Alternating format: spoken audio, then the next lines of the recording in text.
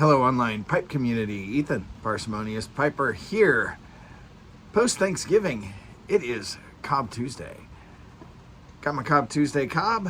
This is a Missouri Meerschaum Rob Roy, Legend Rob Roy, similar to last week's, but this one has a straight stem rather than last week's bent.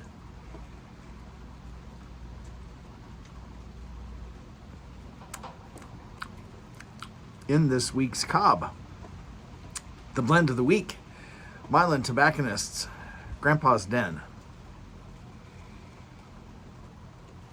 Now, like many brick and mortar mom and pop blenders, Milan was impacted significantly by the closure of Sutliff. And if you go to their site, you will see under their blend list a number of them that have been discontinued because the components used to make them were no longer available. Such was the case with my favorite my favorite cherry type aromatic, which was their cherry bonbon. I did a review of that one a while back, and it was a nice balance of cherry and chocolate flavors. The room note lasted a long time and was very pleasant. My wife loved it. It tasted good to me. It did not have that chemical artificial cherry flavor. It was just a very pleasant aromatic, which I don't say that about that many aromatics. Fast forward to this year, and that blend is gone. It is no longer with us. Well, one of the possible replacements when I was in there that was suggested to me was Grandpa's Den. So I picked up a couple ounces of this to try.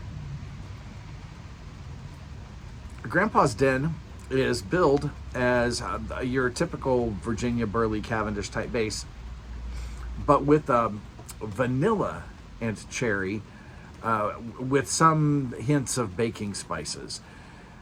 This one definitely has that main difference with cherry bonbon in that it is a balanced cherry and vanilla blend versus chocolate.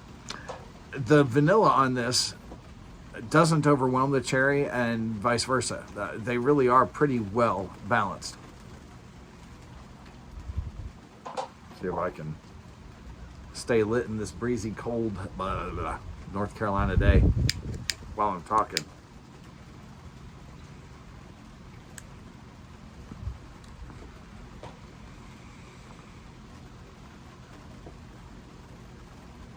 Pretty well balanced. Neither tends to dominate the other.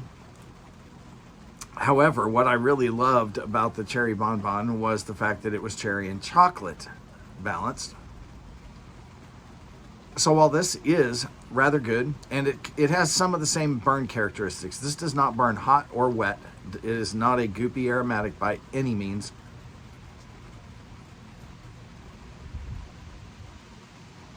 If I push it too hard, it loses a little of the flavor, but it doesn't get hot and never goopy.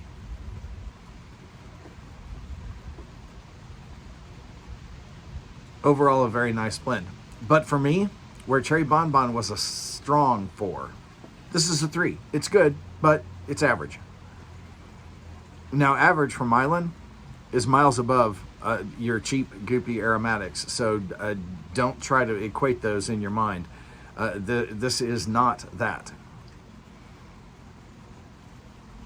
My wife, on the other hand, did give this a 4-star on the room note side. So if you prefer vanilla to chocolate with a very light cherry, give this a shot. Your wife is still going to enjoy the aroma, and other folks around you will too.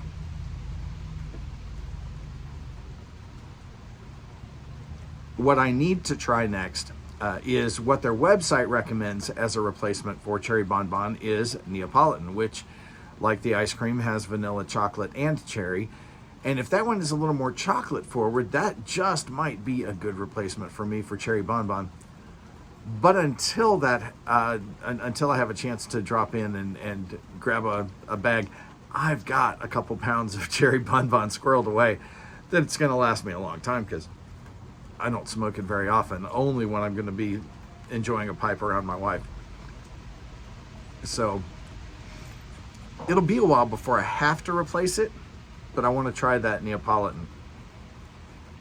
At any rate, good folks at Milan, you have another hit here, I think.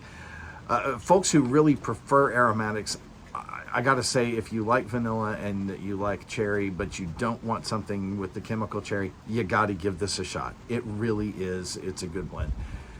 It's just not, I prefer the chocolate to the vanilla.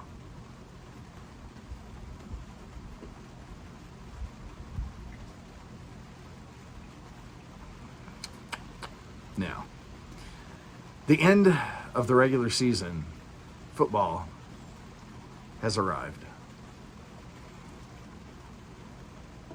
For my the team I grew up cheering for, my Alabama Roll Tide, the year was a sort of bittersweet. Well, both of my teams, that's going to be the term I use. We're very, very likely in the playoffs, but we don't have as strong a team as we have had in the past. And we had to win out.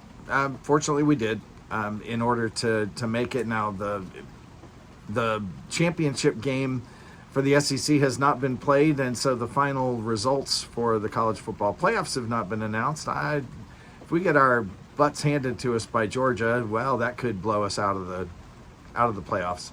We really still do need to win that one, but our fate's in our own hands. The other football team I cheer for, which is because I went to grad school and taught there, is Vanderbilt. Vanderbilt, for any of you following along this year, has had the best season in its history, finishing 10-2 with what really was a good pounding of our in-state rival Tennessee Vols. That was the kind of beat down that we're used to taking from them, not laying out to them. So it was lovely seeing all of the tears flowing in Knoxville this last weekend. However,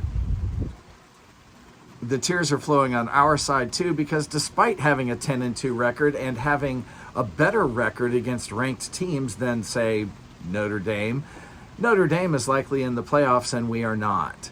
So I'm one of those who has long proposed, just move the playoff to 16 teams and get rid of the automatic bids. I'm sorry, but I understand you want the small conferences to have a chance, but Tulane does not belong in the playoffs. SMU does not belong in the playoffs. They're just not good enough. And some of these fringe trash teams have a shot at being in the playoffs because their conferences, well, the top 4 or 5, I forget which it is, conferences get automatic bids. That's just a shame. Vanderbilt happens to play in the largest, hardest conference in the country. We still came out 10-2. Our only 2 losses to ranked teams. And we beat a number of ranked teams, a couple of them rather badly. So, yeah, it's tough. It's bittersweet for us too. Best season in our history, and we're still not there. That hurts. Oh well, there is always next season for us. And for us, on the Bama side, this week, we need to hunker down and beat the Dogs. There's just no two ways about it. If we can beat them twice in one season, that's at least a signature win to give us a solid placing in the playoffs. So, oh well.